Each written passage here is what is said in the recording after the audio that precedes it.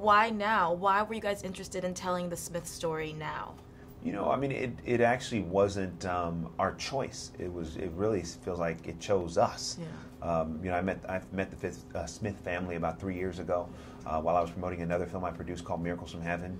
And I wasn't looking to find a new idea for a movie. I was there to promote the film that was getting ready to come out. And there was Joyce, John, Pastor Jason. We were all in the same program. I heard their story firsthand. So that was the beginning, truly, of this story choosing all of us. Right. And all of us is doing our best to just bring it to light in the best way possible. Yeah. Well, how true to the real story is the movie? That was a priority. The priority was to make it accurate and true. Because without that, I mean, what is there to believe in? That's right. Yeah.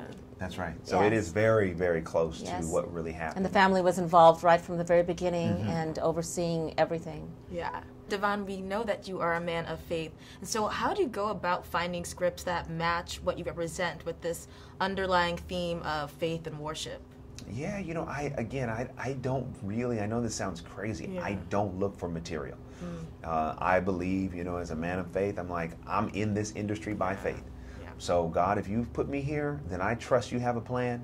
I trust God that you know the movies you want me to produce. I trust you know when I'm supposed to produce them. So I just stay on the path, and the movies come, and the projects show up. So what I try to do is listen, though. Yeah. So like if I was so going back to this idea of Miracles from Heaven when I was promoting that and found this story, if I was so focused on promoting Miracles from Heaven, I would have missed a huge message from God, like, hey, I know you're here doing that, but I got another movie for you. So I just try to listen and be attentive.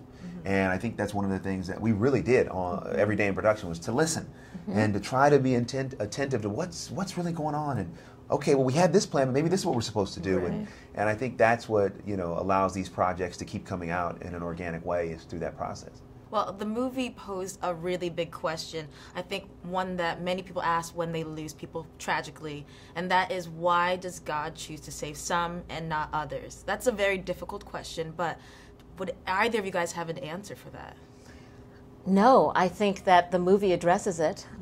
It asks the question, and I think we don't pose an answer because we don't have the answer. That's right. We don't have the answer. That's right, and we all do our best in the face of unanswered prayers. I think the thing the movie shows is that be empathetic, to love, and to still be there with one another. And even in the face of unanswered prayers, those are things that we can still do because sometimes things happen out of our control. A lot of things happen out of our control. And it's important for us to be there with others when they go through moments like that. And that's why we pose the question in the movie and try to show what can happen even in the face of never having those answers. Many people from the religious community, religious or any religions in general, they get a bad name for being cult-like, or even that they can't have fun or they're different. And so Pastor Jason does try to break the stigma and connect. How's a way to break the stigma that religious people are the other and they are not light? I think by seeing movies like Breakthrough. I mean, you know, it shows people of faith in a very normal light. They question their faith. They don't have all the answers. Some moments they have a lot of conflict and, you know, argue. And I think that's just important. I think too often, especially on film, the portrayals of people of faith are just not real and they're not accurate. And I think Roxann did a really fantastic job of, you know, making sure it was a balanced portrayal. So what you see in Breakthrough, I think will help change people's perspective of who they think people of faith are and what they do. And now, Mike Colter's character, however, wasn't a man of faith. He didn't believe. So for those who don't believe, where can they find their hope and strength from? Well, I think you can look at that character in this film as an example. I think by keeping your eyes open and looking around and finding the miracles in life, they're all around us every day. And isn't that a better way to live than shutting our eyes and keeping our head down? I mean, even if you feel that you aren't seeing enough, keep your eyes open. I mean, it's just a better way to live, and to embrace the people around us, to really be with who we're with in the moment. Absolutely.